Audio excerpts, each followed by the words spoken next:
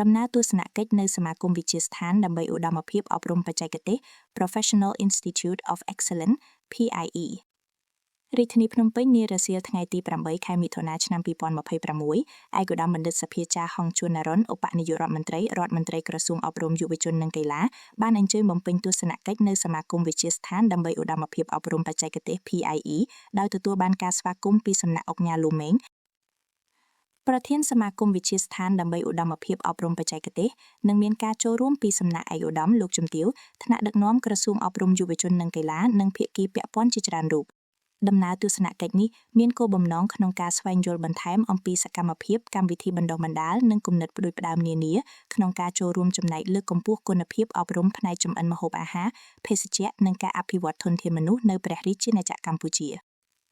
ក្នុងន័យនេះឯកឧត្តមបណ្ឌិតសភាចារ្យឧបនាយករដ្ឋមន្ត្រីបានអញ្ជើញពិនិត្យមើលហេដ្ឋារចនាសម្ព័ន្ធនិងសម្ភារឧបទេសទំនើបនៅលើបរិវេណវិទ្យាស្ថានដែលជាកន្លែងអនុវត្តជាក់ស្ដែងសម្រាប់សិស្សនិស្សិតស្របតាមទស្សនាទានការសិក្សាបែបអនុវត្តផ្ទាល់រួមផ្សំទ្រឹស្ដីក្នុងវិស័យចម្អិនម្ហូបអាហារនិងភេសជ្ជៈដែលរួមមាន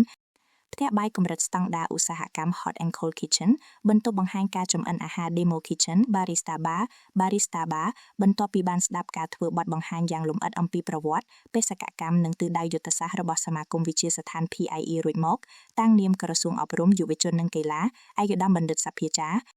ឧបនាយករដ្ឋមន្ត្រីបានកោតសរសើរនិងវាយតម្លៃខ្ពស់ចំពោះកិច្ចខិតខំប្រឹងប្រែងនិងវឌ្ឍនភាពរបស់សមាគម PIE ដែលស្ដែងឲ្យឃើញនូវចក្ខុវិស័យច្បាស់លាស់ផ្អែកលើការច្នៃប្រឌិតវិន័យនិងការលះបង់ខ្ពស់ក្នុងវិស័យបដិសណ្ឋារកិច្ចជំនាញចម្អិនម្ហូបអាហារនិងឧស្សាហកម្មអាហារនិងភេសជ្ជៈដើម្បីធានាបាននូវការបណ្ដុះបណ្ដាលដែលមានគុណភាព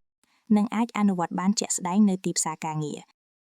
បន្ថែមលើនេះឯកឧត្តមបណ្ឌិតសភាចារ្យឧបនាយករដ្ឋមន្ត្រីបានលើកឡើងថាការពង្រឹងគុណភាពលើជំនាញចម្អិនអាហារនិងសេវាកម្មនៅ PIE គឺការចូលរួមចំណែកយ៉ាងសំខាន់និងជាកាតាលីករមិនអាចខ្វះបានក្នុងការគាំទ្រដល់ការរីកចម្រើនប្រកបដោយចីរភាពនៃវិស័យទេសចរណ៍ជាតិតាមរយៈការអភិវឌ្ឍធនធានមនុស្សដែលមានសមត្ថភាពខ្ពស់